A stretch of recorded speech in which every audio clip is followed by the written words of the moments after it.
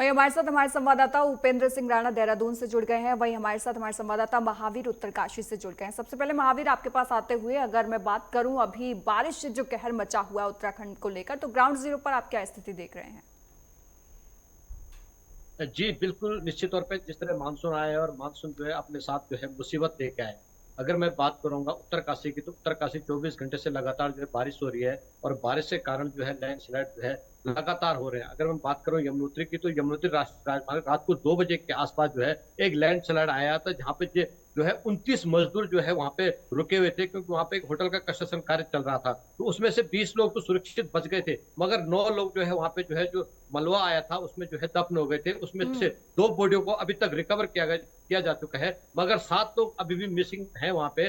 लगातार जो है मैं बता दूं 20 एनडीआरएफ के 20 लोग वहां पे मौजूद है, 20 जवान वहां पे हैं और 8 एसडीआरएफ के और 5 पुलिस के जवान लगातार जो है सर्चिंग कर रहे हैं और जो मिसिंग लोग हैं उनको ढूंढने की पूरी कोशिश कर रहे हैं कि उनको सुरक्षित बाहर निकाला जाएगा। मगर जो वहां पे स्थिति है उसके अनुसार जो है बहुत मुश्किल है कि वो लोग कहीं सुरक्षित होंगे, क्योंकि वो जो लैंडस्लाइड आया था बहुत ज्यादा आया था, उसके कारण जो है जो उनके जो कैंप था, कैंप कार्यालय पूरी तरह से दफन हो गया था। खुद मुख्यमंत्री इसमें जो है मॉनिटरिंग कर रहे हैं, जिलाधिकारी उत्तरकाशी के और एसपी खुद लगातार जो है आपदा कंट्रोल रूम में बैठ के जो है वहां पे निगरानी कर रहे हैं कि अगर वो लोग सुरक्षित हो तो उनको बाहर निकाला जाएगा। मगर जो वहां पे स्थिति है, जिस तरह से हमने देखा है वहां पे जो लैंडस्लाइड हुआ है बहुत ही ज्यादा हुआ है, उसके कारण जो है उनका भी जो मिसिंग है उनका बचना बहुत मुश्किल है। फिर भी जो है एसडीआरएफ एनडीआरएफ टीम और पुलिस जो है वहां पे लगातार इस समय सर्च चला रही है। इस समय मैं बता दूं 24 घंटे के लिए जो है गंगोत्री और यमुनोत्री जो यात्रा है उसको रोक दिया गया है। भले ही गंगोत्री वाली यात्रा नहीं रोकी गई है, क्योंकि यहाँ पे जो कांवड़िया इस समय कांवड़ लेने आ रहे हैं उनको नहीं रोका जा रहा है, मगर जो और बसें हैं और टैक्सियां हैं उनको रोक दिया जा रहा है कि हाल फिर जब तक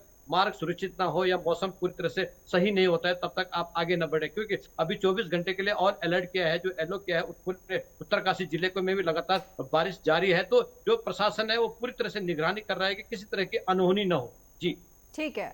उपेंद्र, महावीर ने तो बता दिया कि देखिए तमाम जो स्थितियां हैं वो तमाम जगहों पर बिगड़ी हुई है। आपके पास क्या अपडेट है इस पूरे मामले को लेकर?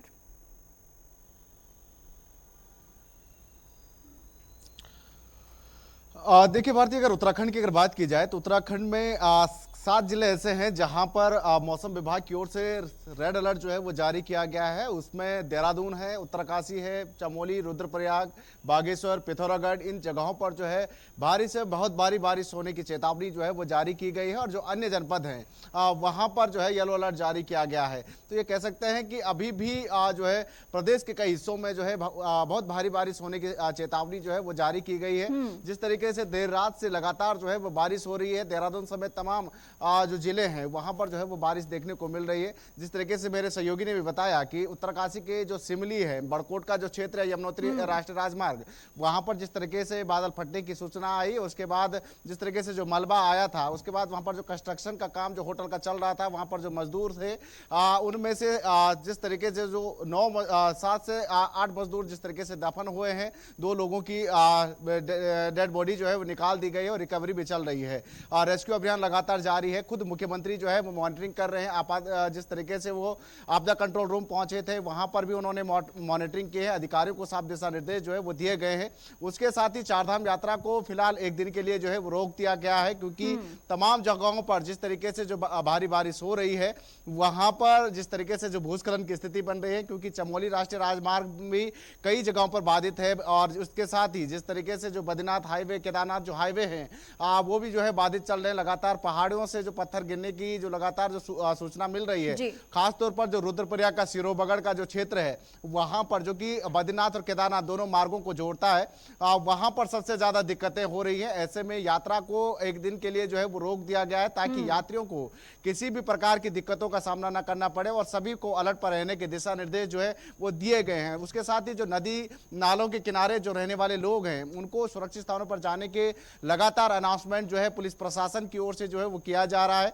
लगातार अगर देखा जाए तो ऋषिकेश का जो क्षेत्र है और तमाम जो हरिद्वार तक का जो क्षेत्र लगा हुआ, जहां पर जो नदी के किनारे रहने वाले जो लोग हैं, क्योंकि नदी का जलस्तर जो है वो लगातार बढ़ रहा है, ऐसे में सभी को अलर्ट पर रहने के दिशा निर्देश जो है वो दिए गए हैं। देहरादून में भी जिस तरीके से 2 मकान जो है वो क्षतिग्रस्त हुए हैं, वो पूरी तरीके से जमींदोज हो चुके हैं। हालांकि किसी प्रकार की जनहानि तो नहीं हुई है, लेकिन लाखों का नुकसान जरूर जो है वो हुआ है, उसका भी आकलन जो है वो किया जा रहा है। पुलिस प्रशासन की टीमें जो है वो वहां पर पहुंची हुई है, क्योंकि जिस तरीके से जो नदी के किनारे जो मकान थे वहां पर भारी बारिश के चलते जो है वो जमींदोज हो गए हैं। और यही स्थिति जो है प्रदेश के अन्य जगहों पर भी इसी तरीके के जो है वो बने हुए हैं। पिथौरागढ़ में भी इसी तरीके से रास्ते और जो हाईवे हैं वो पूरी तरीके से बंद है। वहां पर भूस्खलन की स्थिति लगातार जो है वो बन रही है, जिससे आम लोगों को दिक्कतें हो रही है।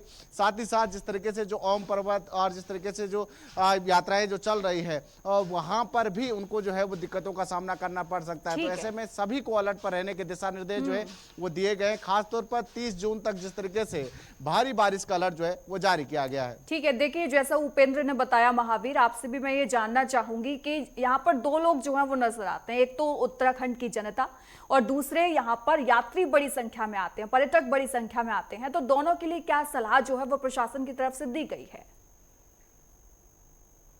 जी बिल्कुल, भारत में बता दूंगा। जिस तरह जो है जब मानसून शुरू होता है तो पहले ही जो है प्रशासन पहले तैयारी कर चुका होता है, जो मॉक ड्रिल भी करता है यहाँ पे। मगर अक्सर हमने देखा है कि जब लैंडस्लाइड होती है या बरसात ज्यादा होती है तो बहुत मुश्किल हो जाती है। भले ही प्रशासन ने चयनित किए होते क्षेत्र के, इन क्षेत्रों में सबसे ज्यादा लैंडस्लाइड होने की संभावना है, वहां पे जो कार्यदायी संस्था है, चाहे वो ग्रीफ हो या फिर लोक निर्माण विभाग को, सबको हिदायत दी जाती है कि आप अपने पैकेट पर पॉकलैंड, जेसीबी, इन जगहों मजदूरों को इन जगहों पे पहुंचाएं। मगर जब आपदा आती है तो इसके में किसी की नहीं चल पाती। उसी तरह का मैं बात करूंगा, आपने बोला था कि यात्रियों की क्या व्यवस्था है, तो यात्रियों के लिए साफ हिदायत दी जाती है कि आप जब बरसात का टाइम होता है तो आप मौसम को चेक करके चलिए। आप क्या मौसम किस तरह से स्थिति है, कितनी बारिश होने वाली है, कब कब बारिश है, तो आप उस हिसाब से चलिए। तो जो जब यात्री यहाँ पे आते हैं वो लैंडस्लाइड होते थे, यात्रियों के उनको रोका जाता है, उनको बैरिकेड किया जाता है, वो सुरक्षित स्थानों पे रोक दिया जाता है। जो गाड़ियां हैं उनको सुरक्षित स्थानों पे रोक दी जाती है।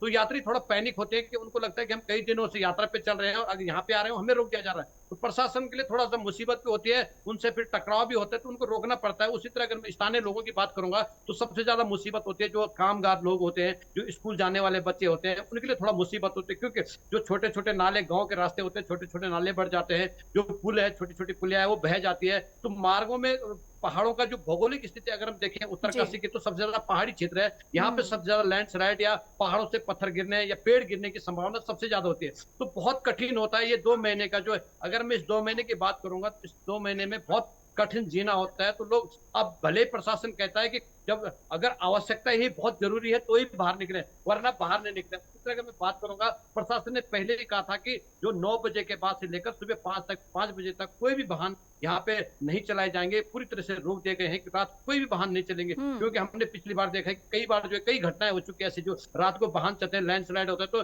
प्रशासन उन तक नहीं पहुंच पाता है, जो जानकारी नहीं मिल पाती है। तो प्रशासन ने साफ कहा है कि आप 9 बजे के बाद से लेकर सुबह 5 बजे तक कोई भी वाहन जो नहीं चलेगा, और जो भी यात्री आ रहा है वो देखे कि मौसम विभाग के जानकारी, सटीक जानकारी लेके चले कि आने वाले वक्त में जो है मुसीबत न हो। तो प्रशासन पूरी तरह से तैयारी रहता है, तैयारी करता रहता है, और विभागों को भी हिदायत देता है कि आप अपने क्षेत्र में रहिए, चाहे वो पटवारी हो, चाहे इसमें पुलिस विभाग हो, कोई भी हो, वो अपने क्षेत्र में मुस्तैद रहे, चाहे स्वास्थ्य विभाग हो, मुस्तैद रहे। मगर जब आपदा आती है, क्योंकि आपदा जब आती है वो पूछ के नहीं आती है, वो अचानक आती है। जब आती है तो प्रशासन भी पूरी तरह से फेल हो जाता है, कोई भी सिस्टम काम नहीं करता, क्योंकि आपदा इस तरह से आती है कि लोगों को पता ही नहीं रहता है। पहले लोग तैयार रहते हैं मगर आपदा का पता नहीं। अभी मैं जो जहाँ पे घटना हुई थी, जहाँ पे 9 लोग दफने हुए थे, उनमें से मैं बताता हूँ, वहाँ लैंडस्लाइड वाला एरिया ही नहीं है। वो नया लैंडस्लाइड शुरू हुआ, तो पहाड़ों में पता नहीं लगता कि कब लैंडस्लाइड है, कब बादल फटे या किस तरह की कोई घटना हो जाए। तो यहाँ पे सतर्क रहना ही पड़ता है। जी ठीक है, देखिए तमाम तरीके के सवाल तो देखिए आ रहे हैं, लेकिन उपेंद्र आपसे एक छोटा सा सवाल मैं लेना चाहूंगी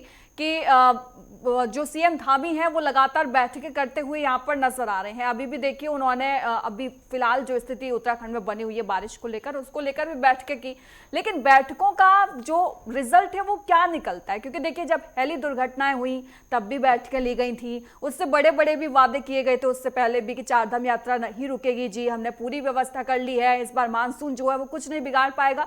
लेकिन ग्राउंड जीरो पर हम स्थिति देखते हैं जस की तस बनी हुई है। उपेंद्र,